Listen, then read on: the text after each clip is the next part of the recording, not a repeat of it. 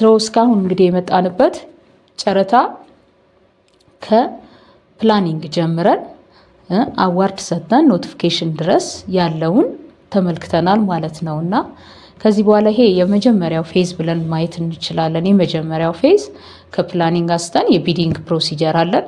ሁለቱን አይተናል።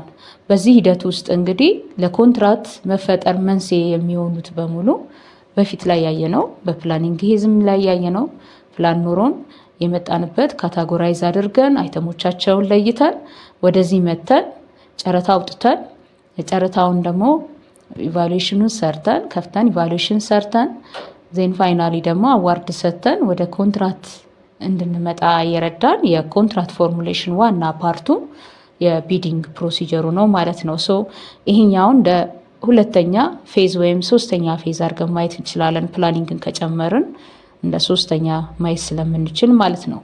ሶ ኮንትራትን እንግዲህ ሲቪል ኮድ ኦፍ ኢትዮጵያ እንዴት ዲፋይን እንዳደረገ ያው እዚህ ላይ ዲስፕሌይ ባለው መንገድ ማየት እንችላለን። an agreement whereby two or more persons as between themselves create vary or distinguish obligation of proprietary nature እነዚህ ሁለት ሰዎች የሚግባቡ ተስማምተው የሚፈራረሙት የህግ ባይንዲንግ ያለው እና የባለቤትነት ወይም ደግሞ የስራው ግዴታነት የሚወስዱበትን አግሪመንት በዚህ መንገድ ወይም ኮንትራትን ዲፋይን ያደርገዋል። ሌላው እንግዲህ አግሪመንትን ዲፋይን ኮንትራትን ዲፋይን የሚያደርገው በተመሳሳይ በተለያየ ቦታ ላይ በተለያየ መንገድ ዲፋይን ያደርጋል። ለምሳሌ ሌጋሊ ባይንዲንግ አግሪመንት ነው።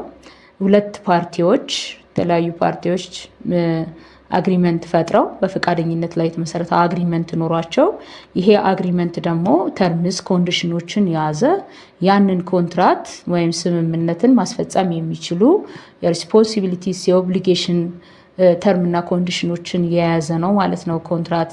ሶ ሪትን አግሪመንት ነው። ሶ ወደ ግዢ ስናመጣው ደግሞ በግዢ ሂደቱ ውስጥ ግዢ የምንፈጽመው የጉድስ አለ፣ ወርክስ አለ፣ ኤኒ ሰርቪስ አለ። በእነዚህ ሂደቶች ውስጥ ደግሞ ተጫራቾች ውል ለመግባት ያንን ውል ወይም ደግሞ ውሉን ውጤታማ ማድረግ ካለበት እቃውንም ደሊቨር ለማድረግ የግንባታ ስራውንም ግንባታው ተሰርቶ አልቆ ለግዢውን ለመፈጸመው አካል ለማስረከብ ለመስጠት በህግ ባይንድ የሆነውን የሪትን አግሪመንት ይገባሉ ማለት ነው። ስለዚህ ይሄ እንግዲህ ኮንትራት ውልን ውጤታማ ማድረግ የሚችሉ የተለያዩ ተርሞችን ኮንዲሽኖችን ከስታንዳርድ ቢድ ዶክመንት ላይ ያለ ጀነራል ኮንዲሽን ኦፍ ኮንትራት ስፔሻል ኮንዲሽን ኦፍ ኮንትራት ደግሞ ተቋሙ በራሱ እነዚህ ተርሞች ኮንዲሽኖች ከኔ ካወጣኋቸው ጨረታ ጋር የሚናበቡ የሚሄዱ ናቸው በሚላቸው ጂሲሲ ጋይድ በሚያደርገው ሰፕሊመንት በሚያደርገው የሚዘጋጅ ስፔሻል ኮንዲሽን ኦፍ ኮንትራትን መሰረት ባደረገ መንገድ ኮንትራት እንግዲህ ዴቨሎፕ ሆኖ በዛ መንገድ ውል ይገባሉ ማለት ነው። ይሄን ነው እንግዲህ ሌላው እንግዲህ ኮንትራት ሲዋዋሉ ሁለት እነዚህ የመንግስት ተቋምና ተጫራቾቻችን ወይም ደግሞ ለአቅራቢነት ወይም ለኮንትራክተር ወይም ደግሞ ለሰርቪስ ፕሮቫይደር ሆኖ ለሚመጡት የሚዘጋጀው አግሪመንት አለ። ሶ ፕሬሲደንሱን ስናየው ውልን ውጤታማ የሚያደርገው የመጀመሪያው ሁለቱ ተስማምተው የፈረሙት ነው ማለት ነው። ሶ አግሪመንቱ በዚህ አግሪመንት ውስጥ ደግሞ ሁሉም አታችመንቶች መኖር አለባቸው። ሶ የመጀመሪያው እንግዲህ እንዳልኳችሁ ሁለቱም አግሪ ማድረግ አለባቸው። የአግሪ የሚያደርጉበት ሰነድ የተፈራረሙበት ሰነድ ይኖራል። የዛ አግሪ ደግሞ ደጋፊ ሰነዶች መኖር አለባቸው። የመጀመሪያው ኖቲፊኬሽኑ ነው። በቃ አንተ አሸናፊ ነህ፣ በዚህ ዋጋ ይሄ ስራ ስኮፕ ኦፍ ወርኩ ተገልጾ በዚህ ስራ ነው የምትሰራው የሚለው ያው አንደኛው ሌተር ኦፍ አክሴፕታንሱ ነው ማለት ነው። አንዱ አታች የሚሆነው ማለት ነው። ከዛ ውጭ እንግዲህ ውሉን ውጤታማ የሚያደርጉ ኮንዲሽኖችን ተርሞችን የያዘው የስታንዳርድ ቢድ ዶክመንቱ አካል የሆነው ስፔሻል ኮንዲሽን ኦፍ ኮንትራት፣ ጀነራል ኮንዲሽን ኦፍ ኮንትራት አለ። ጀነራል ኮንዲሽን ኦፍ ኮንትራቱ ምንም የማይነካ አሜንድ መሆን የማይችል የተለያዩ እዛ ውስጥ ውሉን የሚያስፈጽሙ ኦብሊጌሽንስ ሪስፖንሲቢሊቲስ በሰፕላየር ሳይድ በፐብሊክ ቦዲው ሳይድ ያሉ ናቸው። ስፔሻል ኮንዲሽን ኦፍ ኮንትራት ደግሞ በጀነራል ኮንዲሽኑ ላይ የበላይነት ያለው ውሉን የሚያስፈጽም ፔመንት ለምሳሌ ፔመንት ሊሆን ይችላል። ፔመንት አድቫንስ ፔመንት የሚፈቅድ ከሆነ አድቫንስ ፔመንቱን ስፔሻል ኮንዲሽን ኦፍ ኮንትራት ላይ መግለጽ አለብን። እስከ 30% ፈቅዳለሁ ካልኩኝ ተፈጻሚ የማደርገው ስፔሻል ኮንዲሽን ኦፍ ኮንትራት ላይ በገለጽኩት ነው። ኢቨን ፐርፎርማንስ ሴኩሪቲው 10% ነው ወይም 12% ነው እያለን የምንገልጽበት ስለ ኢንስፔክሽን ስለ ዴሊቨሪው የት ነው እቃውን ወይም ደግሞ ኢንስፔክት ተደርጎ ፋይናሊ ሰሚት የሚሆንበት ውሉን የሚያስፈጽሙ ህጎችን በሙሉ አሜንድ አድርጎ የመስሪያ ቤቱ የሚያስቀምጥበት ፓርት ነው የስፔሻል ኮንዲሽን ኦፍ ኮንትራክት እና አሜንድ የሚሆን አካል ነው ማለት ነው። ሌላው እንግዲህ ከጨረታ ሰነዱ ላይ ቢሰሚሽቱ ይመጣል። ይሄ አሸናፊ የሆነው አካል የሞላው ወይም ደግሞ እኛ በሰነዳችን ቢሰሚሽት ላይ እነዚህ ነገሮች መጠበቅ አለባቸው ብለን ያስገባናቸውን በሙሉ የያዘ አካል ስለሆነ እንደ አኔክስ እዚህ ውስጥ ይያያዛል። ቴክኒካል ፕሮፖዛል ቴክኒካል ወይም ደግሞ አብሮ ቴክኒካል ስፔሲፊኬሽኑ ፕሮፖዛሉ ማለት ቴክኒካል ስፔሲፊኬሽን ነው። ምክንያቱም ውሉን አንዱ ውጤታማ የሚያደርገው ጨረታ ሰነድ ያወጣውበት ሪኳየርመንት አለ። ሪኳየርመንቱ ቴክኒካል ስፔሲፊኬሽን ሊሆን ይችላል፣ ቢል ኦፍ ኳንቲቲ ሊሆን ይችላል፣ ዲዛይኑ ሊሆን ይችላል፣ ቢል ኦፍ ማቴሪያል ሊሆን ይችላል፣ ተርምስ ኦፍ ሪፈረንስ ሊሆን ይችላል፣ እነዚህ ስኬጁል ኦፍ ዶክመንቴሽን ሊሆን ይችላሉ። እነዚህ በሙሉ የውሉ አካል መሆን አለባቸው። ምክንያቱም አንዱ ውሉን ውጤታማ ያደርጋል። ቅድም እንደተባለው አንዱ የግዢ ፕሮሰስ አልቲሜት ጎሉ ቫሊዩ ፎር መኒን ኢንሹር ማድረግ ነው። ሶ ቫሊዩ ፎር መኒን ኢንሹር የምናደርግበት አንደኛው ሂደታችን ያወጣነውን ቴክኒካል ደግሞ ሪኳየርመንት በኳሊቲው መሰረት ነው የምንቀበለው እቃውን የሚለውን ወይም ደግሞ ኮንትራክተሩ የሰራው ስራ ትክክለኛ ነው ወይ፣ በዲዛይኑ ነው ወይ፣ በተሰጠው ልክ ነው ወይ፣ ቢል ኦፍ ኳንቲቲው ላይ በተቀመጠው ልክ ነው ወይ የሚለውን እያረጋገጥን ውሉን ውጤታማ የምናደርግበት ነው እና በእነዚህ ቫሊዩ ፎር መኒን ኢንሹር የምናደርግበት አንዱ ትልቁ እስከ ኮንትራክት ድረስ ስለሆነ ይሄ የኮንትራክት ዶክመንት መሆን እንዳለበት ነው። ምክንያቱም ብዙ ጊዜ የምንሳሳተው ጨረታ ሰነድ የወጣበትን ነው እኛ የኮንትራክት አካል የምናደርገው። መሆን ያለበት ግን ተጫራቹ ተወዳድሮ አሸናፊ የሆነበት ቴክኒካል ሪኳየርመንት እና ሌሎች ሪኳየርመንቶች ያስቀመጥናቸው ግንባታም ሲሆን ቢል ኦፍ ኳንቲቲ ሊሆን ይችላል፣ ያስቀመጠው ሜቶዶሎጂ ሊሆን ይችላል። እሱ አሸናፊ ያደረገው የተለየ ነገር ያስቀመጠው በሙሉ የውሉ አካል መሆን አለበት ማለት ነው። ስለዚህ ቴክኒካል ፕሮፖዛል ዊዝ ቴክኒካል ስፔሲፊኬሽን ተብሎ የተቀመጠውን ያው ገለጽ ስንገልጸው የኛ ሪኳየርመንት ሳይሆን አሸናፊ ያደረገው። ምክንያቱም በተሻለ አድቫንስ በሆነ ሪኳየርመንት ሊሆን ይችላል እሱ የመጣው። ያን ሪኳየርመንት ውላችን ላይ ካላያያዝ ነው ውሉን እዛ ላይ አያይዘን እንድንፈራረም ካላቀረብ ነው አስቸጋሪ ስለሚሆን ማለት ነው እና ሁልጊዜ አሸናፊ በሆነው ሪኳየርመንት መሄድ እንዳለብን ማለት ነው።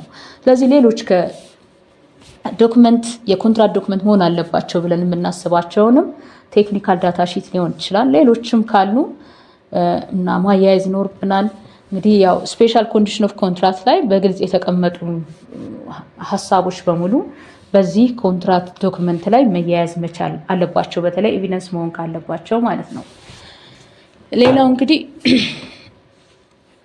ብዙ ጊዜ ኮንትራክትን ውጤታማ እንዳይሆን ብዙ ግዢዎች አሁን እኛ ጋር በተለይ ግንባታ ግዢ በጣም አለ፣ ግን ውሉ በጣም ውጤታማ አይደለም። በቃ የምናየው ውጤት በጣም ጥሩ አይደለም።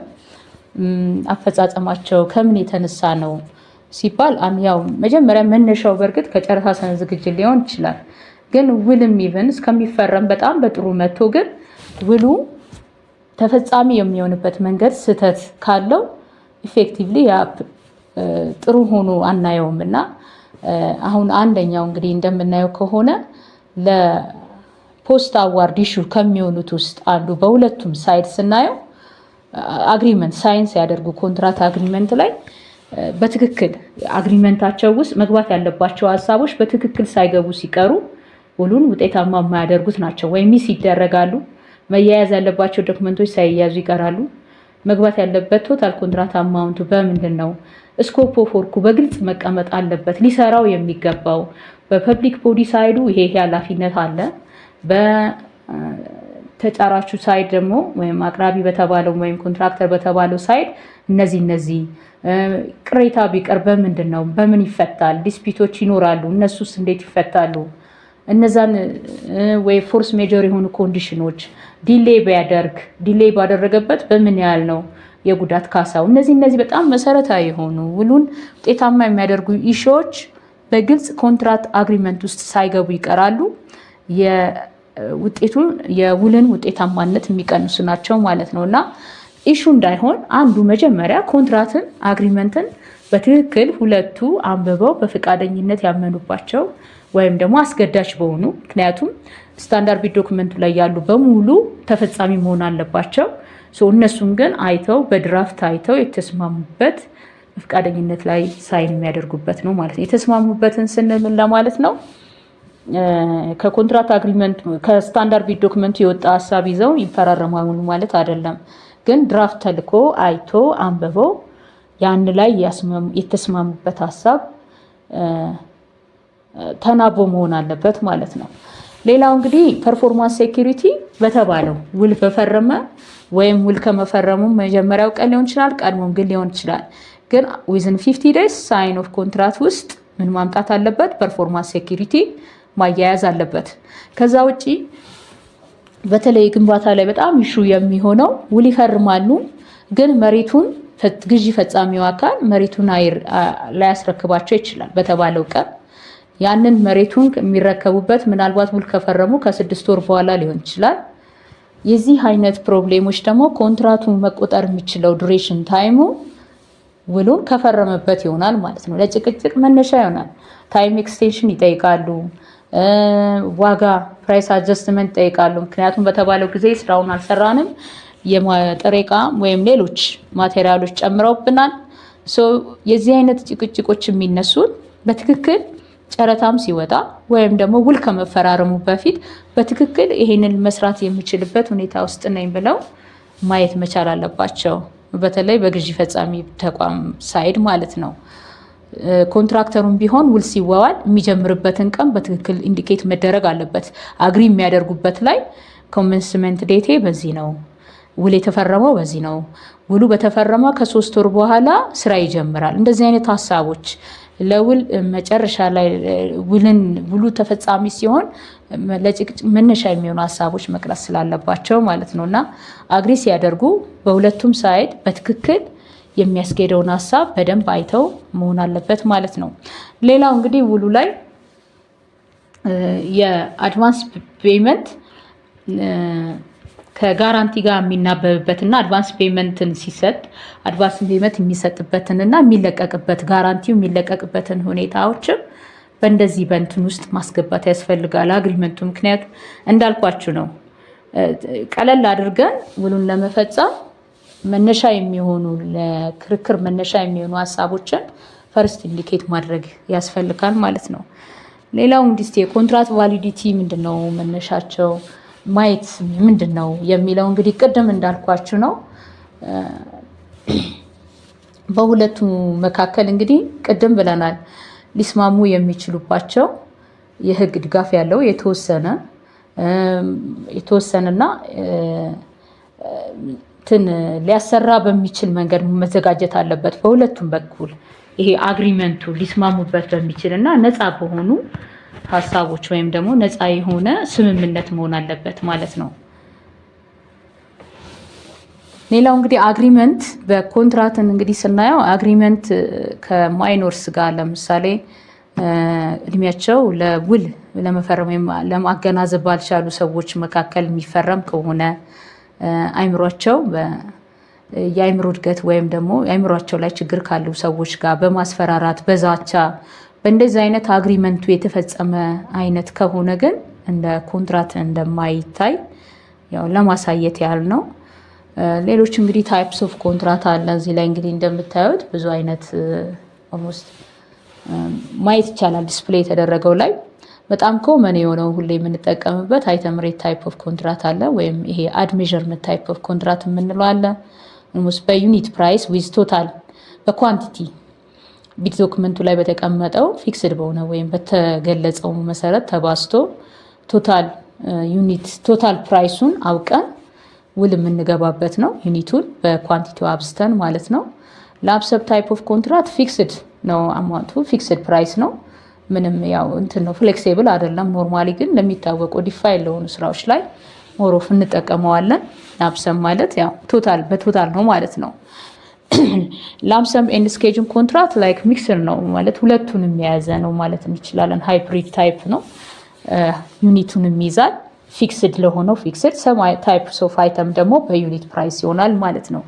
ይሄ ሞር ኦፍ ከላምሰም ታይፕ ኦፍ ኮንትራቱን ብቻ ስንጠቀም ችግር እየቀጠመ ፍሌክሲቢሊቲ ስለሌለው የተወሰኑ አይተሞችን በዩኒት ፕራይስ ባለው ወይም አይተም ሬት ባለው አይነት ታይፕ በሱ በመጠቀምና ላምሰም ደግሞ ፊክስድ በሆነ ዋጋ ተይዞ ደግሞ ኮንትራት የሚገባ ከሆነ ሁለቱንም ሃይብሪድ በሆነ መንገድ የምንጠቀምበት አይነት ነው። እንዲህ ኮስት ፕላስ ፊክስድ ፊ ኮንትራት የምንለው እንግዲህ ኮስት ፕላስ ስንል ግዢ የሚፈጽመው አካል እንግዲህ ኮንትራቱን ሲገባ ስለ ኮስቱ ስለ ቶታል አክቹዋል ኮስቱ ማወቅ አይጠበቅበትም። እዛ ስለሚያወጣው ስለ ማቴሪያሉም ሊሆን ይችላል፣ ስለ ሌሎቹም ኮስቶች አያስብም። ያንን ሊሰራ ያሰበው ወይም ኮንትራክተር ሊሆን ይችላል፣ ስለዛ ይከፍልና ሪምበርስ ያደርጋል ማለት ነው ያንን ኮስት። ፊክስድ ፊ ኮንትራቱ እንግዲህ ለሚሰራቸው እሱ ለሚያስፈጽመው ለዛ ስራው ደግሞ ይህን ለምሰራበት ብሎ ግን ፊክስድ ፊ ኮንትራት ፊክስድ የሆነ ፊ ያስቀምጣል ማለት ነው። ስለዚህ ኮስቱ ሪምበርስ ይሆናል ማለት ነው። ፊክስድ ፊው ደግሞ በራሱ የሚገባ ነው። ኮስት ፕላስ ፊክስድ ፊ ኮንትራት የሚለው ፊክስድ የሆነ ዋጋ አለ የሚከፈለው። ኮስቱ ደግሞ እሱ ላወጣው አውጥቶ ለምሳሌ ግንባታ ከሆነ አንድ ቤት የሚገነባ ከሆነ የሚወጣውን የማቴሪያል መጠን በሙሉ ይከፍለና ገዝቶ ሰርቶ ጨርሶ ከዛ በኋላ ግን ሪምበርስ ያደርጋል ማለት ነው። ኮስት ፕላስ ፐርሰንቴጅ ኦፍ ኮስት ኮንትራት ኦልሞስት ተመሳሳይ ነው ከዛኛው ጋር። ግን የዚህኛው ልዩነቱ ምንድነው? እንዳልኳችሁ ኮስቱ አክቹዋል ኮስቱ ያለው የማቴሪያሉ ኤቭሪ ይሆንና ሪምበርስ የሚደረግ ይሆናል። ግን ለሱ የሚከፈለው የኮንትራቱ ኮስት ኦፍ ኮንትራቱ ግን ለኮንትራክት የሚከፈለው ለኮንትራክተሩ የሚከፈለው ግን ከቶታል ኮስቱ በፐርሰንቴጅ ይሆናል ማለት ነው። በሰራው በፐርሰንቴጅ ይሆናል።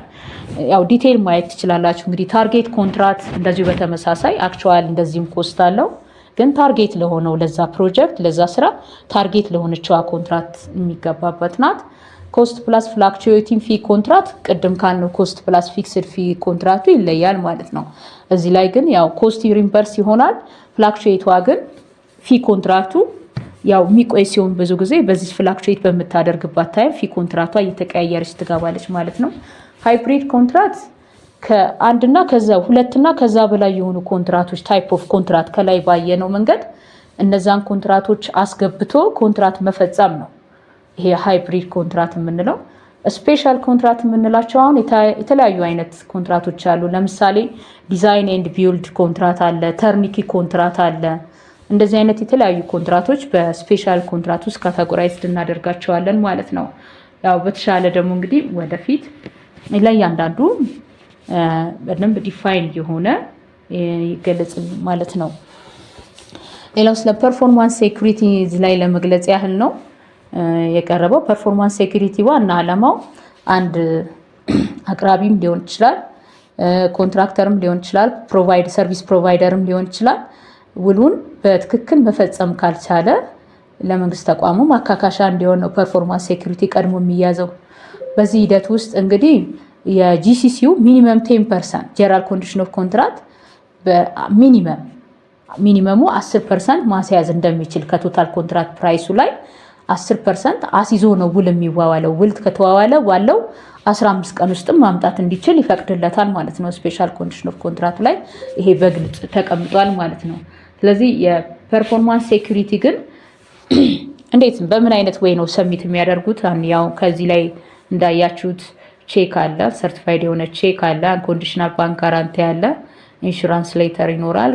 ይሄ ጋራንቲ ለሚጻፍላቸው ሌተር ማለት ነው። ለስሞል ኤንድ ማይክሮ ኢንተርፕራይዝ በፊት የሚጻፍላቸው ያው ካደራጃቸው አካል ነበረ።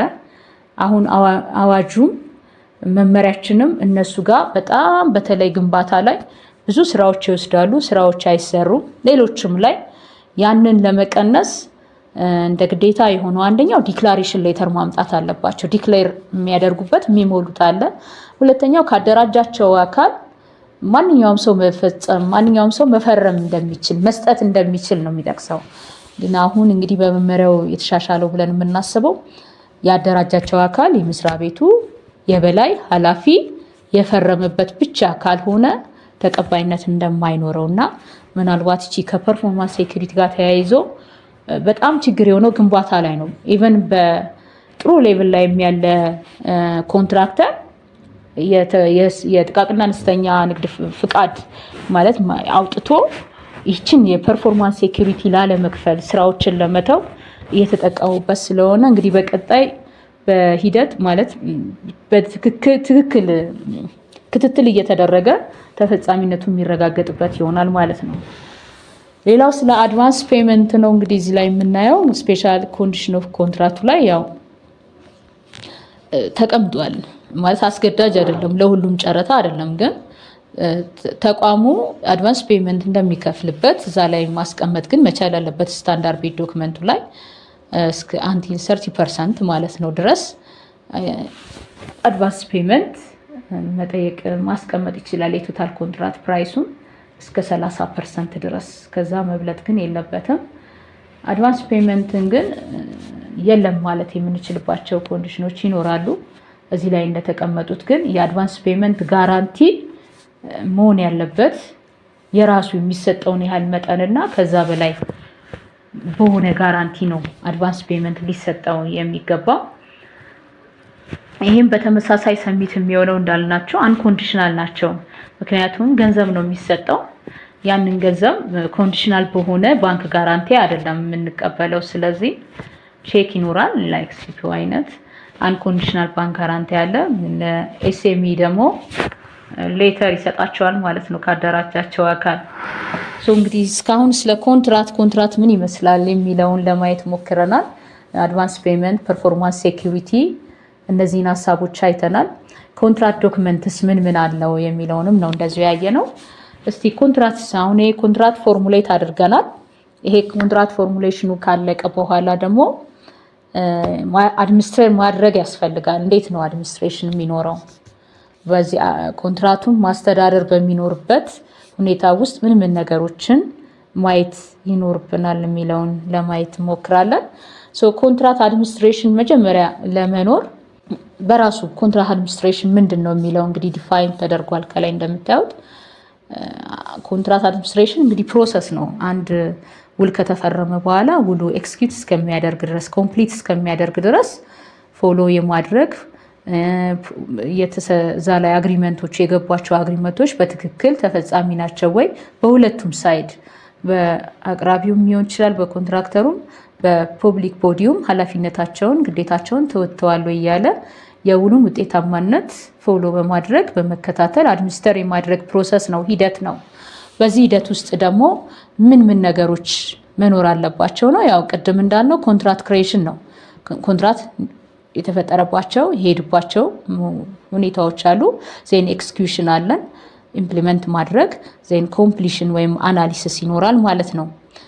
በዚህ ሂደት ውስጥ እንግዲህ ስናይ የኮንትራክት አድሚኒስትሬሽን የፒፒኤ ወይም ደግሞ የመንግስት ግዢ የሚከተለው አንደኛው ፕሮክላሜሽኑን፣ ዳይሬክቲቭን፣ ማኑዋሉን ያያል። ሌላው ስታንዳርድ ቢድ ዶክመንቱ ላይ እየወጣ ያለውን በፒፒኤ የተዘጋጀውን ኦገስት 2011 ላይ የወጣውን በናሽናል ላይም በኢንተርናሽናል ላይም ያለው ማየት ይቻላል። ሲቪል ኮድ ኦፍ ኢትዮጵያ ፕሮክላሜሽን ነምበሩ እዚህ የተቀመጠውን እያየን ማወቅ እንችላለን ማለት ነው። አክቲቪቲውን ስናይ ኮንትራክት አድሚኒስትሬሽን ያው ፌዙ የሚጀምረው ከፕላኒንግ ነው ብለናል። ቀደምም ስናወራ ፕላኒንግ ይኖረናል። በዚህ ፕላኒንግ መሰረት ቢዶክመንት ፕሪፓሬሽን ዜን ኢንቪቴሽን አለን። ኤግዛሚኔሽን እና ኢቫሉዌሽን ይኖራል። ፋይናሊ ኖቲፊኬሽን ኦፍ አዋርድ ይኖረንና ሳይን ኦፍ ዘ ኮንትራክት ነው የሚኖረን። እሱን መሰረት አድርገን ኮንትራክቱ ኢምፕሊመንት ባለበት ሂደት ውስጥ እየሆነ ከስር ምን ያህል ነው ፐርፎርማንሱ፣ የኮንትራክቱ ሞኒተር የማድረግ ፐርፎርማንሱን እየተከታተሉ ከሰፕላየር ሳይድም ምን ያህል ነው አፈጻጸሙ፣ ፐብሊክ ቦዲውም ካለበት ያንን አፈጻጸም ፎሎ እያደረጉ መከታተል ያስፈልጋል። ያ ስቴፕ ነው እንግዲህ እዚህ ጋር የሚያሳየን። እንግዲህ ፋይናሊ የምናየው ኮምፕሊሽን ነው ማለት ነው። ያን ኮምፕሊሽን የምንዘጋበት ውሉን ዘግተን ፋይል የምናደርግበት ሂደቶች ናቸው እንግዲህ ኮንትራክት አድሚኒስትሬሽን። ለዛ ነው ኮንትራክት አድሚኒስትሬሽን ለመኖሩ ከፕላኒንግ የምንነሳው ማለት ነው። ቅድም እንዳልነው እንግዲህ በኮንትራክት አድሚኒስትሬሽን ውስጥ ኢንሹር የምናደርገው አንዱ ቫልዩ ፎር መኒ ነው ብለናል። በዚህ ሂደት ውስጥ ደግሞ በምን መንገድ ነው ኢንሹር የምናደርገው? አንደኛው ኳሊቲ ነው። ኳሊቲው የገዛ ነው የትኛውም የግንባታ የሚሆን የእቃ ምን ያህል ነው ኳሊቲው፣ በጀቱ፣ ይሄን በጀትንም ማየት አለብን። በትክክለኛው ታይም ጨርሻለሁ አልጨረስኩም፣ ኦን ታይም ዴሊቨሪ ነበር፣ ሰነዱ ላይ ወይም ውል በተዋዋልነው ጊዜ ነው ያለቀው አይደለም። ሴፍቲው ስራውን ስንሰራ በዛ ስራ ውስጥ የሴፍቲ ተጠብቋል። እንዳልኳችሁ ግንባታም ከሆነ በግንባታ ሂደት ውስጥ የኮንትራቱን አድሚኒስትሬሽን ኢምፕሊመንት ኮንትራቱ ኢምፕሊመንት ሲደረግ ያም ሴፍቲ አብሮ የሚታይ ይሆናል። ያው እዚህ ላይ እንግዲህ በዲቴይል ስላልሆነ እያየን እንሄዳለን ማለት ነው። ኮንትራት ማኔጅመንት በጣም ጥሩ የሆነ ኮንትራት ማኔጅመንት እንዲኖር ፈርስት ጉድ ኮሚኒኬሽን ያስፈልጋል በሁለቱም ሳይድ ማለት ነውና ውሉን ውጤታማ ለማድረግ ኔጎሺዬሽን ስኪል በጣም ያስፈልጋል። ኮሚኒኬሽን ስኪል በጣም ያስፈልጋል። ያንን ለመፍጠር ጉድ ኮሚኒኬሽን እንዲኖር ደግሞ ጉድ ፕሮጀክት ፕሪፓሬሽን እና ትክክለኛ የሆነውን ኮንትራት ፎርም መከተል ያስፈልጋል ማለት ነው። አክቲቪቲዎቹን ስንመለከት እንግዲህ አክቲቪቲውን ቅድም ብለናል አይደለም? ያው በሁለቱም ፓርቲዎች መካከል በሚስማሙበት አይደል በተስማሙባቸው አስገዳጅ ሁኔታዎች ወይም የሚገደዱባቸው የሚሰሯቸው ስራዎች መሰረት የተደረገ ነው እንግዲህ ውሉ የሚፈጸመው። በዚህ ውስጥ እንግዲህ በኮንትራት አፈጻጸም ውስጥ የምናየው ስራው የተሰራው ስራ ኳሊቲ፣ ኳንቲቲው እንግዲህ ወርክስም ሊሆን ይችላል፣ ጉድስ ሰርቪስም ሊሆን ይችላል። ምንድነው እንዴት ነው ስኮፑን ጠብቆ ኤክስኪዩት ማድረጉን ማየት ያስፈልጋል። ዩኒት ፕራይስ እና ቶታል ፕራይሱ መከፈላቸውን፣ ኮንትራት ፕራይስ አማውንቱን ይሄ በዚህ በኮንትራት አድሚኒስትሬሽን ውስጥ እንግዲህ ፎሎ እያደረግን የምንሄድበት። ሌላው ስኬጁል ኦፍ ዴሊቨሪው ሜቶዶሎጂን፣ ኮንትራት ፔሪዱ አብሮ መሄድ አለመሄዱን፣ ተርሞች እዛ ላይ የተቀመጡ ስኬጁል ኦፍ ፔመንት እነዚህ በትክክል መታየት ያለባቸው ናቸው። ሌላው እዛ ውስጥ የተቀመጠው በአግሪመንት ውስጥ የተቀመጡት ሀሳቦች ኢንሲደንታል ሰርቪሶች አሉ። ማን ነው የሚከፍለው? ትራንስፖርት ካለ ኢንሹራንስ፣ ትራንዚት፣ በሰርድ ፓርቲ የሚሰሩ ስራዎች የማን ኃላፊነት ናቸው የሚሉት ክሊርሊ ኢንዲኬት መሆን አለባቸው። አይ ቲንክ ስለ ኮንትራቱ ስለሆነ የምናወራው እዛ ውስጥ ያሉት ኦብሊጌሽኖች በሁለቱ ፓርቲዎች መካከል ምንድናቸው የሚሉትን ነው ግልጽ እያደረግን እየሄድን ያለ ነው። ሌላው እንግዲህ እንትን ሲነሳ ቅሬታዎች ቢነሱ ፕሮሲጀር ፎር ሪዞሉሽን ኦፍ ዲስፒዩትስ እነዛ ፕሮሲጀሮቹ ምንድናቸው፣ ኮንትራቱ ላይ ማን ነው የሚፈታቸው የሚለውን ማየት ያስፈልጋል። ዶክመንትስ ፎርሚንግ አን ኢንቴግራል ፓርት ኦፍ ዘ ኮንትራት፣ አይደንቲፋይንግ ዲስካውንት። ኖርማሊ ዲስካውንት ይኖራል። እነዛ ዲስካውንት አፕላይ ተደርገዋል አልተደረገም ኦፈራቸው ላይ ያንን ማየት ያስፈልጋል። በዲስካውንቱ መሰረት ነው ኦፈር እየተደረገ ያለው ወይም ያን ዲስካውንት ክሊርሊ ኢንዲኬት አድርገን መሄድ አለብን ማለት ነው። ሌላው ፖርሽን ኦፍ ቶታል ፔመንት፣ ይሄ ከቶታል ፔመንቱ ፎሪን እና ሎካል ከረንሲ ሚክስድ ሆኖ ካለ ፎሪኑ እና ለሎካል ከረንሲ ላይ ላለው ይህንን በግልጽ ማስቀመጥና ያንን ፎሎ የማድረግ ኮንዲሽን ጊቪንግ ራይትስ ቱ ፎርፊቸር ኦፍ ፐርፎርማንስ ሴኩሪቲ፣ ይህንንም በተመሳሳይ ፐርፎርማንስ ሴኩሪቲ የሚወረስባቸውን ኮንዲሽኖች ግልጽ መሆን አለባቸው። ላያቢሊቲ ማን ነው ዴሊቨሪው ላይ ዲሌይ ቢያደርግ የላያቢሊቲ ጉዳይም በተመሳሳይ ይሄ ግልጽ መሆን አለበት ማለት ነው። ሊኬጅ ዳሜጁ በምን ያህል አማውንት ነው፣ ምን ላይ ሲደርስ ነው ተርሚኔት ማድረግ ያለበት ኮንትራቱ። ፔመንት ኦን ታይም የማን ነው፣ በምን ያህል ጊዜ ውስጥ ነው ፔመንት መከፈል ያለበት እቃው ዴሊቨር ከሆነ በኋላ። በተመሳሳይ የፐርፎርማንስ ኦፍ ሰፕላየርስ ሰርቲፊኬቶች አሉ፣ እነሱን ማየት ያስፈልጋል። ሌጂቲሜት ሳፖርት ሰፕላየር ቱ ኢኔብል ሂም ፐርፎርም ሂዝ አፕሊኬሽን አንደር ዘ ኮንትራክት ኦፕን ኤልሲ ኢን አኮርዳንስ ዊዝ ተርምስ ኤንድ ኮንዲሽን ኦፍ ዘ ኮንትራክት። ያው ኤልሲ የሚመክፈት ኃላፊነት ይኖራል። የማን ነው ኃላፊነት? ኤልሲ የሚከፍተው በተጫራቹ ሳይድ ነው፣ በአቅራቢ ሳይድ ነው ወይስ በፐብሊክ ቦዲ ሳይድ ነው? እነዚህ ተርምስ ኮንዲሽኖች ኮንትራቱ ላይ ግልጽ መሆን መቻል አለባቸው እና ፋይናሊ እንግዲህ ፎሎ አፕ ዘ ኮንትራት ኮምፕሊት ኦን ዘ ስኬጁል አግሪድ። ሶ እስካሁን እንግዲህ ያወራናቸው በኮንትራት አድሚኒስትሬሽን ላይ እነዚህ ኢምፕሊመንት እየሆኑ የምናያቸው እና ፋይናሊ እነዚህን ፎሎ አፕ አድርጎ ይሄ ሀሳብ በሙሉ የውሉ አካል የነበረ ይሄ ውሉ አካል ላይ የነበረ ደግሞ ኢምፕሊመንት ሆኖ ፋይናሊ በፎሎ አፕ ተረጋግጦ የሚያልቅ ይሆናል አግሪ ባደረጉት መሰረት ማለት ነው። ስለዚህ ፎሎ አፕ ኤክስፓየር ዴት ኦፍ ጋራንቲ ይህም የመከታተል ኃላፊነት ይኖርበታል። ኮንትራክት አድሚኒስትሬሽን ላይ ያለ አካል ፐርፎርማንስ ቦንድ፣ አድቫንስ ጋራንቲ መታየት አለባቸው። በጣም ጥንቃቄ የሚፈልጉ ውል ላይ የውልን በጣም ብዙ ጊዜ ውልን ተፈጻሚ የማያደርጉ ኤክስፓየር ዴታቸው እየደረሰ ብዙ ጨረታዎች አንዳንዴ ውጤታቸው ሳናይ የሚዘጉበት ሁኔታ አለ። በተለይ የዚህ ኤክስፓየር ዴቶችን በትክክል ያለመያዝ ያለማወቅ ወይም ደግሞ አይቶ ወይም ሳያየውም በመርሳትም ይሆናልና ይሄን በደንብ ፎሎ ማድረግ እንዳለ መሰጠት መቻል አለበት። እንደ ግዢ ባለሙያ ትልቁ ስራ መሆን አለበት። በተለይ ኮንትራት የሚያስተዳድሩ የግዢ ክፍልም ከሆነ ለብቻውም ከሆነ ማለት ነው። ሌላው በዚህ እንግዲህ የምናየው ክሌም ቢነሳ በሰፕላየር ሳይድ የሚሆን በኮንትራክተሩ እንዴት ነው ያንን ክሌም ማኔጅ የምናደርገው መልስ መስጠት የምንችልበት ወይ ደግሞ መነሻ ለክሌም መነሻ የሚሆኑ ሀሳቦችን እንዳይነሱ ቀድሞ መዝጋት ወይም ደግሞ ሜጀር መውሰድ ለዛ መነሻ እንዳይሆን ማለት ነው። ስለዚህ አሁን እንግዲህ እስካሁን የመጣንበት ኮንትራት አድሚኒስትሬሽን ላይ ምን ነገሮች ሊኖሩ ይችላሉ ብለን ያየነው እንግዲህ ኮንትራት አድሚኒስትሬሽንን የሚፈጥሩ ኮንትራት ክሬሽን አለ። ያ ፎርሙሌሽኑ እሱን መሰረት አድርጎ ኮንትራት አግሪመንት ይኖራል። ያ በዛ ኮንትራት አግሪመንት መሰረት ደግሞ ኮንትራት ፎሎ በማድረግ ኢምፕሊመንት መሆኑን የምናይበት ያየነው ነው ማለት ነው። እስካሁን የመጣ ነው ያየንበት ነው። ግን ኮንትራቱ ተፈጻሚ በሚሆንበት ሰዓት ኮንፍሊክት ይፈጠራል። ያንን ኮንፍሊክት እንዴት ነው የምናየው የሚለውን ስቴፕ ባይ ስቴፕ እናየዋለን። ኮንፍሊክት፣ ክሌም እና ዲስፒዩት ምንድነው ልዩነታቸው የሚለውን እናየዋለን። አንደኛው እንግዲህ ኮንፍሊክት ማለት ምንም አግሪ ያለማድረግ ነው፣ ያለመስማማት ነው። ስለዚህ አለመስማማታቸውን ደግሞ ለፐብሊክ ቦዲው በጥያቄ መልክ የሚያቀርቡበት ሂደት ክሌም ነው። ይሄ ክሌም ደግሞ በፓርቲው ወይም ደግሞ በፐብሊክ ቦዲው አክሴፕት ካልተደረገ ወይም ሪጀክት ከተደረገ ያንን ሪጀክሽን ዲስፒዩት ነው የምንለው ማለት ነው። ስለዚህ ኮንፍሊክት አለ በትኑ ሳይድ በዚህ ፈጻሚው ወይም ደግሞ ሰፕላየሩ ሳይድ ኮንፍሊክት አለ። ይህን ኮንፍሊክት ይዞ ለፐብሊክ ቦዲው ያቀርባል፣ ክሌም ነው። ይሄ ክሌም ደግሞ ፐብሊክ ቦዲው ሪስፖንድ ማድረግ ካልቻለ ወይም ሪጀክት ነው ብሎ የሚቀበለው ከሆነ ዲስፒዩት ይሆናል ማለት ነው። የነዚህን ልዩነት እያየን እንሄዳለን። ኮንፍሊክትስ ካን ሪዛልት ኢንቱ ክሌምስ ነው which if not accepted may cause dispute incidents ይሆናል ማለት ነው።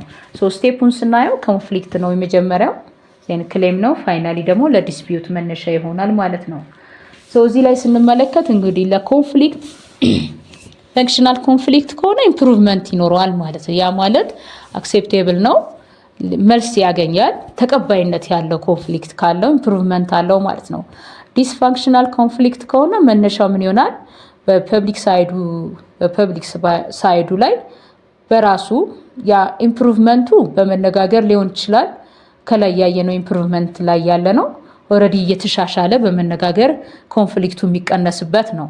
ግን ይሄ ኮንፍሊክት ወደ ፐብሊክ ቦዲው ሲመጣ ዲስፈንክሽናል ኮንፍሊክት ይሆንና ክሌም ይሆናል ማለት ነው።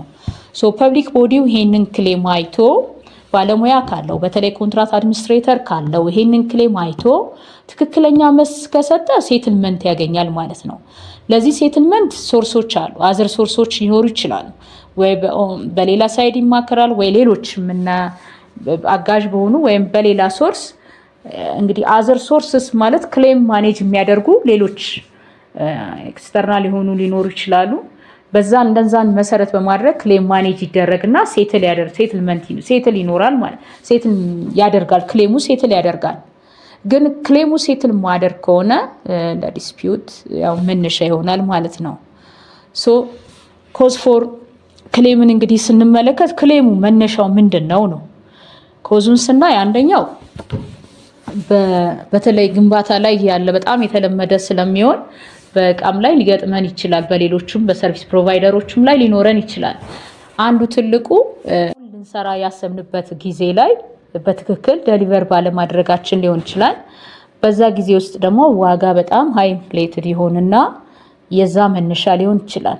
በዛ መነሻ በሚፈለገው ጊዜ አቅርቦት አለመኖሩ በትክክል ስራን አለመጨረስ አንዱ ለክሌም መነሻ ይሆናል። ፑር ፕላኒንግ ሊኖረን ይችላል። ስኬጁሊንግ ኤንድ ኤስቲሜቲንግ ኤረር ሊኖረን ይችላል።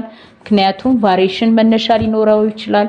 የቫሪዬሽን መነሻ ኢቨን ስኬጁሉ በትክክል ሜንሽን አለማድረግ፣ ለምሳሌ 2 ዓመት የሚፈጅ ስራ ከሆነ ግንባታ ላይ በ1 ዓመት ከ6 ወር ወይ በ1 ዓመት ያልቃል ብለን ስኬጁል ማድረግ፣ ፕላኒንግ ላይ አስበንበት ከበጀት አንጻር እነዚህ ነገሮች እንግዲህ ለክሌም መነሻ ሊሆኑ ይችላሉ። ምክንያቱም በጀት ሳይኖራቸው ውል ይገባሉ። ዜን ውሉን ፔመንት ይላሉ። ፔመንት አልተከፈለም የለም። እነዚህ እንደ ክሌም መነሻ መሆን ይችላሉ። ሌላው ኮንዲሽኖች፣ አንፎርሲን የሆኑ ኮንዲሽኖች ሊገጥሙን ይችላሉ። በተለይ ለቫሪዬሽን መነሻ የሚሆኑ ብዙ ጊዜ እንግዲህ አንፎርሲን የሆኑ ኮንዲሽንም ይኖራል፣ ላይኖርም ይችላል። አንዳንዴም ከኮንትራክተርም ሳይድ ሊሆን ይችላል ይሄ ኢንተረስት የሚኖረው። ግን እነዛን ለክሌም መነሻ ናቸው። ምክንያቱም በቫሪዬሽን የተነሳ ለቫሪዬሽን አንዱ መነሻ ታይም ኤክስቴንሽን ነው። በታይም ኤክስቴንሽን ውስጥ እኛ ፐብሊክ ቦዲው በትክክል መሬቱን በወቅቱ ባለማስረከቡ ጊዜው በጣም በገፋ ቁጥር ፕራይስ አጀስትመንት ነው ኢንፍሌንት ሊሆንና ፕራይስ አጀስትመንት እንዲጠይቅ መነሻ ያደርገዋል፣ ወይም ስራውን ላለመፈጸም ይሄዳል። የቫሪዬሽን መነሻ ግን ፑር ዲዛይን ሊሆን ይችላል፣ ወይም ደግሞ አንፎርሲን የሆነ ኮንዲሽን ሀሳቡን የሚያስቀይር እዛ ጋ ስራው ይሄ እዚህ መሰራት የለበትም፣ ዲዛይኑ መቀየር አለበት፣ ስፔሲፊኬሽኑ መቀየር አለበት፣ ይሄ አዲስ ስራ ነው፣ አዲስ ሀሳብ ነው፣ በቫሪዬሽን ይታይ እየተባለ አዲስ በጀት አዲስ ኮስት እዛ ላይ እያስገቡ ጊዜውን በመጎተትም ሊሆን ይችላል ተቋሙ ካለው የበጀት በላይ እንዲያወጣ የሚያደርግ ነው እና ይሄ አንዱ ደግሞ ለክሌም መነሻ ነው። ታይም ኤክስቴንሽን የሚኖረው እና መነሻ ይሆናል። ወይም ደግሞ ዲዛይንም በመቀየርም ሊሆን ይችላል። ሌላው ይሄ ኮምፕሊት ዶክመንቴሽን ያው አሁን እንዳልነው ነው። ኮምፕሊት በመሆኑ ወይ ዲዛይኑ ወይ ድሮይንጉ ላይ በትክክል አለመሰራት እንደ አዲስ የክሌም ይሄ ቄር የሚለው ክሌም መነሻ ይሆናል ማለት ነው።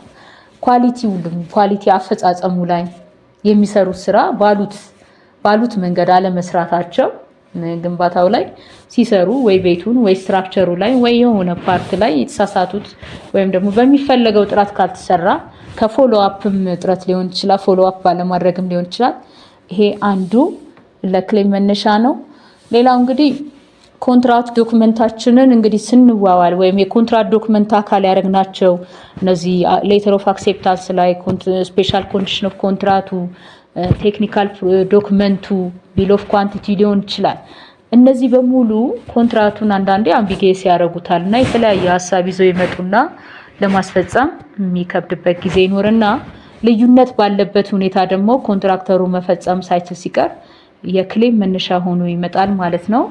እንደ ቅድም እንዳልነው ዲፌክቲቭ ወይም ፕሮፐር የሆነ ስፔሲፊኬሽን መኖር፣ ኢቨን ላክ ኦፍ ቲም ስፕሪት ሊሆን ይችላል። አብሮ በጣም የመናበብ ስራ ለመስራት እዚህ ስራው ይሰራል፣ እዚህ ጋር ፔመንት ከሌለ በጣም እንትን ይላል። ምክንያቱም ፔመንት ጠብቆ የሚሰራም ስራ ስላለ የቲም ስፕሪት አለመኖር፣ ሰብስታንዳርድ የሆነ ኢንፎርሜሽን ሌት መሆን፣ ዲሌይ ኢን ፔመንት፣ እነዚህ ክሌም ኮዝ ናቸው ማለት ነው። ሌሎቹ እንግዲህ እዚህ ላይ የምናያቸው ሪጀክት የሚሆኑበት ሁኔታም አለ እና የሚመጡት ክሌሞች በሙሉ ማኔጅ አይደረጉም እና ያ ማኔጅ ባለመደረጉ አክሴፕት ባለመደረጉ ነው ወደ ዲስፒዩት የሚሄደው። ዲስፒዩት ሳይሄድ ክሌምን ማኔጅ ላድርግ ብዬ እንደ አንድ ኮንትራት አድሚኒስትሬተር ልነሳብል እነዚህ ነገሮች ከሌሉም ግን ክሌሙን ማኔጅ ማድረግ አልችልም።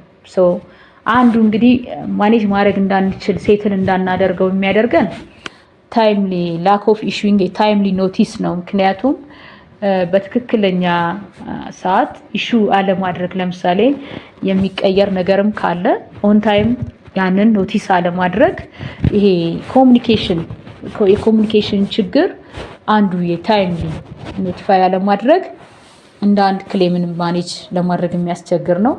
ሌላው እንግዲህ እዛ ውስጥ በትክክል ማለት ነው ይሄ ኮንትራክት ፕሮሲጀሮችን በደንብ ተከትሎ አለመያዝ ወይም ደግሞ አለመከታተል፣ ፎሎ አፕ ያለማድረግ አንድ ችግር ነው። ሪከርድ ያለማድረግ፣ አስፈላጊ የሆኑ ሰነዶችን በትክክለኛው ሪከርድ አድርገን አለመያዛችን ከመጀመሪያው ጀምሮ ግዢው ሲፈጸም ጀምሮ ኮንትራቱ ተዋውለው እንግዲህ ውሉ ውጤታማ እስከሚሆን ምናልባት 2 ዓመት 3 ዓመት ሊፈጅ ይችላል። መነሻውን ማናቀው ከሆነ ክሌም ጠይቆ መልስ ለመስጠት በጣም የሚያስቸግር ይሆናልና ሪከርድ የማድረግ ዳታዎችን መረጃዎችን በትክክል ለመያዝ ለአንድ ችግር ነው። እንግዲህ ክሌምን ማኔጅ የማድረግ ችግር ነው ማለት ነው። ሌላው እንግዲህ ኮንትራት እንዴት ነው ተርሚኔት የሚደረግባቸው ኮንዲሽኖች ምንድናቸው የሚለው እንግዲህ እነዚህ እዚህ ጋር የምታዩቸው በሙሉ እንግዲህ ጂሲሲው ላይ የሚያሉ ሀሳቦች ናቸው። እሱም በዲቴይል እናንተም ታዩታላችሁ። ግን ኮንትራት ተርሚኔት ከመደረጉ በፊት በጽሁፍ ለሰፕላየሩ ይሁን ለኮንትራክተሩ ቢያንስ በ30 ቀን ባላነሰ ጊዜ ውስጥ ማሳወቂያ ያስፈልጋል። በዚህ ጊዜ ውስጥ እንግዲህ ኮንትራት ተርሚኔሽን ሂደቱን ጠብቆ እንዲሄድ በእነዚህ ጊዜያቶች ውስጥ ምን ነገር ያስፈልገዋል እንዳልኳችሁ ይሄ 30 ቀን ማሳወቅ ማለት ላይክ እንደ ማስጠንቀቂያም ማለት ነው። በዛ ጊዜ ውስጥ ግን ኢምፕሩቭመንት ሊኖረው ይገባል። ካልሆነ ግን ወደ ኮንትራት ተርሚኔሽን የምንሄድበት ነው ማለት ነው። ስለዚህ ምንድነው ፐብሊክ ቦዲው ምንድነው ግራውንዱ ኮንትራትን ተርሚኔት የሚያደርግበት? ቅድም እንዳልኳችሁ በ30 ቀናቶች ውስጥ ባሉት ውስጥ የሚያሳውቅ ሁኔታ በጽሁፍ የሚያሳውቅበት ሁኔታ ውስጥ አንደኛው ግራውንዱ ምንድነው? በተባለው ጊዜ ደሊቨር አለማድረግ ነው። ስራውን የተሰጠውን ስራ ሰፕላየርም ከሆነ በተባለው ጊዜ አቅርቦት አለመፈጸም፣ ግንባታም ከሆነ በተባለው ጊዜ ጨርሶ አለማስረከብ ይኖረዋል። ሰው ቅድም እንዳልነው ኖቲስ ኦፍ ሰስፔንሽን አለ ዊዝን 30 ዴይስ በዛ ውስጥ እንዲደርሰው መደረግ መቻል አለበት። ያ ካልተደረገ ካልሆነ ደግሞ ለግራውንድ ኦፍ ኮንትራት ለዛ መልስ ካልሰጠ በዛ 30 ቀን ውስጥ ፌለሪቲ ኦፍ ፐርፎርማንሱ ምን እንደሆነ ኖቲፊኬሽኑን ማያሳውቀን ከሆነ አንዱ ለግራውንድ ኦፍ ኮንትራት ተርሚኔሽን ነው። ሌላው እንግዲህ ሰፕላየሩ ያው ኪሳራ ውስጥም ከሆነ እንግዲህ ግራውንድ ነው ምንም ማቅረብ የማይችልበት ሁኔታ ውስጥ ካለ ጂሲሲው ላይ የተገለጸ አለ 6 ላይ እነዚህ ይህንንም ማየት ያስፈልጋል።